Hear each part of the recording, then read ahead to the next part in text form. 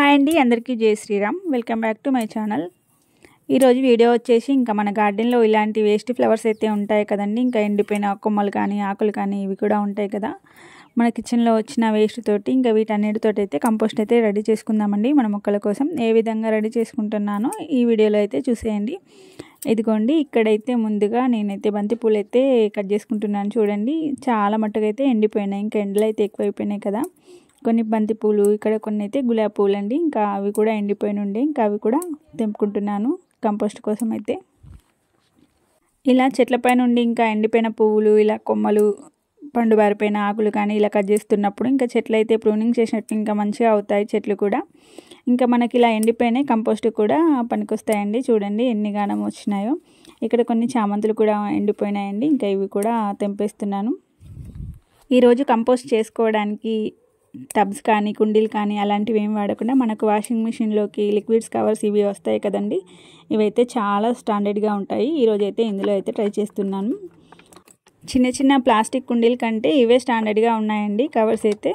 నేనైతే ఈరోజు అయితే ఇందులో అయితే కంపోస్ట్ అయితే రెడీ చేసుకుంటున్నాను. ముందుగా కిందికి అయితే హోల్స్ అయితే చేసుకున్నానండి. పైన ఈ విధంగా అయితే కట్ చేసుకున్నాను.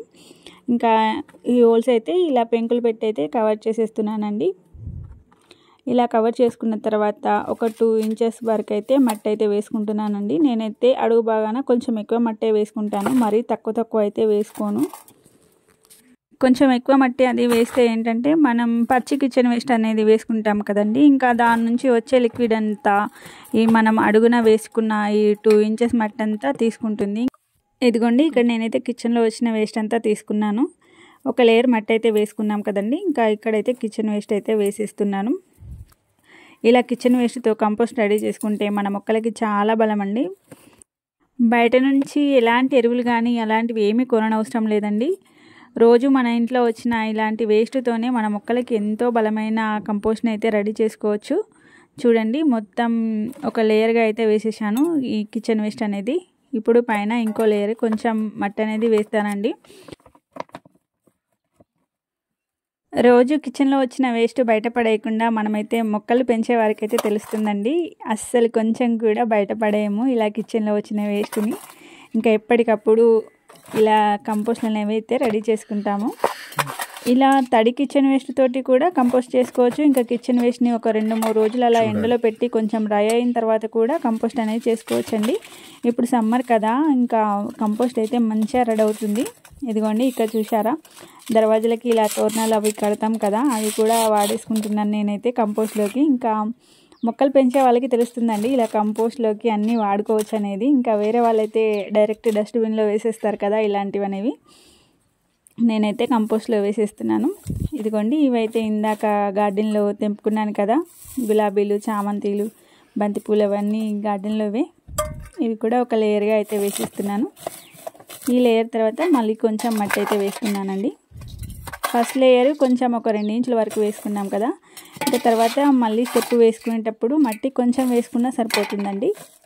ఇంకా లాస్ట్గా ఫైనల్గా పై లేయర్ వేసుకునేటప్పుడు కొంచెం ఎక్కువగా వేసుకోవాలి మళ్ళీ.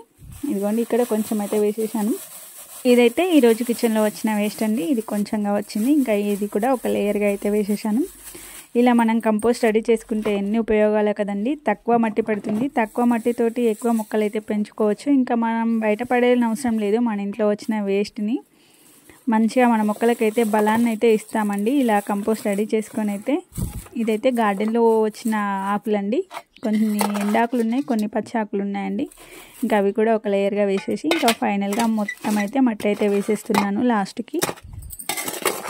ఇలా కంపోస్ట్ రెడీ చేసుకున్నప్పుడు ఇందులో కొంచెం ఇసుక కూడా వేసుకోవచ్చండి. ఇంకా ఇసుక కూడా వేసుకుంటే కంపోస్ట్ రెడీ అయిన తర్వాత గుల్లగుల్లగా ఉంటుంది. డైరెక్ట్ ఇలా మొక్క పెట్టేసుకోవచ్చు, లేదంటే ఇది కంపోస్ట్ అయిపోయిన తర్వాత కొంచెం కొంచెంగా తీసుకొని మొక్కలకు కూడా వేసేసుకోవచ్చండి. చూడండి ఎంత లైట్ వెయిట్గా ఉందో. ఇంకా నేను ఇలా అనుకుంటే కిందికి వెళ్ళిపోయింది. ఇదంతా కంపోస్ట్ అయిపోయిన తర్వాత ఒక 3-4 డేస్లోనే సగం వరకు అయితే వెళ్ళిపోతుందండి కంపోస్ట్ అవుతున్న ప్రాసెస్లో. ఇప్పుడు ఇలా కంపోస్ట్ అయితే రెడీ చేసుకుంటున్నాం కదా. ఇలా రెడీ చేసుకున్న తర్వాత దీనిపైన ఇప్పుడు ఆకుకూర విత్తనాలు కూడా వేసుకోవచ్చండి, తోటకూర విత్తనాలు.